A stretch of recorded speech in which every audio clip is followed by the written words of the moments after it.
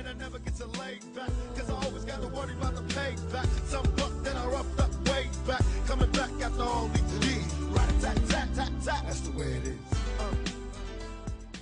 I believe very sincerely that the CIA is correct when they teach and talk about blowback. When we went into Iran in 1953 and installed the Shah, yes, there was blowback. The reaction to that was the taking of our hostages, and that persists.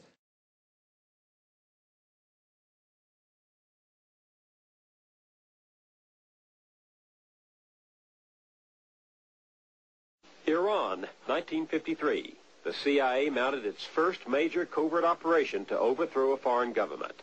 The target was the Prime Minister of Iran, Mohammad Mossadegh. He held power legitimately through his country's parliamentary process, and he was popular. Washington had once looked to him as the man to prevent a communist takeover.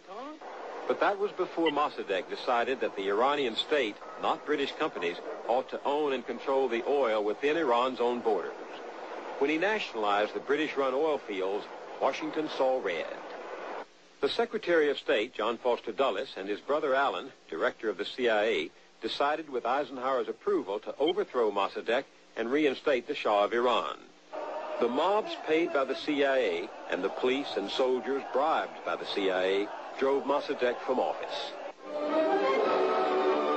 Crown Prince Abdullah greets the Shah as he lands at Baghdad airport after a 7-hour flight from Rome. The King of Kings was back in control and more pliable than Mossadegh. American oil companies took over almost half of Iran's production. U.S. arms merchants moved in with $18 billion of weapons sales over the next 20 years. But there were losers. Nearly everybody in Iran of any importance has had a brother or a mother or a sister or a son or a father tortured, jailed, deprived of property without due process. I mean, an absolutely buccaneering dictatorship in our name that we supported. SAVAK was created by the CIA. SAVAK, the Shah's secret police, tortured and murdered thousands of his opponents. General Richard Secord and Albert Hakim, whom we met earlier, were among those who helped supply the Shah's insatiable appetite for the technology of control. But the weapons and flattery heaped by America on the Shah blinded us to the growing opposition of his own people. They rose up in 1979 against him.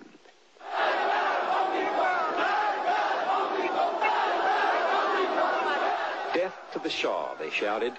Death to the American Satan. Khomeini is a direct consequence, and the hostage crisis is a direct consequence, and the resurgence of the Shia is a direct consequence of the CIA's overthrow of Mossadegh in 1953. Yes, there was blowback. The reaction to that was the taking of our hostages, and that persists. And if we ignore that at our own risk. That if we think that we can do what we want around the world and not incite hatred, then we have a problem. They don't come here to attack us because we're rich and we're free. They come and they attack us because we're over there. And I never get to lay back, cause I always gotta worry about the payback. Some buck that I roughed up way back, coming back after all these years. Rat-a-tat-tat-tat-tat, that's the way it is. And I never get to lay back, cause I always gotta worry about the payback. Some buck that I roughed up way back, coming back after all these years. Rat-a-tat-tat-tat-tat, that's the way it is. And I never get to lay back, cause I always gotta worry about the